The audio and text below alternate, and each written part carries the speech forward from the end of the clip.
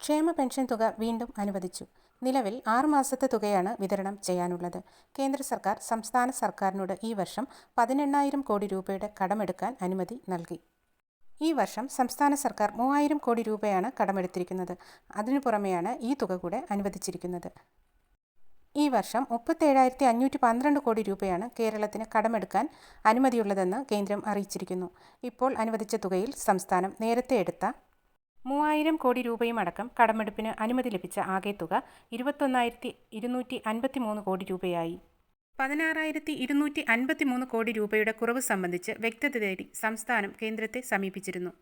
December വരെ നിശ്ചിത തുക അനുവദിച്ച ശേഷം അവസാനമുള്ള 3 മാസത്തേക്ക് ബാക്കിയുള്ള തുക വെട്ടിക്കുറച്ചതിന് ശേഷം അനുവദിക്കാറുണ്ട്.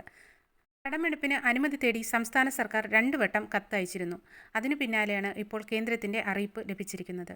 ഈ മാസം 28-ന് 3,500 കോടി രൂപ റിസർവ് ബാങ്ക് വഴി കടപ്പത്രമിറക്കി സമാഹരിക്കാൻ സർക്കാർ തീരുമാനിച്ചു. 12 വർഷത്തെ തിരിച്ചടവ് കാലാവധിയിലാണ് കടമെടുക്കുക. കേന്ദ്രം തുക അനുവദിച്ചതിന് ശേഷം പെൻഷൻ ഗുണഭോക്താക്കളെ സംബന്ധിച്ചിടത്തോളം വളരെ ആശ്വാസകരമായ വാർത്തയാണ് പുറത്തു വന്നിരിക്കുന്നത്. ഉടൻ തന്നെ 3,200 രൂപയുടെ വിതരണം ആരംഭിക്കും. വിശദമായ കൂടുതൽ വാർത്തകൾക്കായി ഈ ചാനൽ ഫോളോ ചെയ്യുക.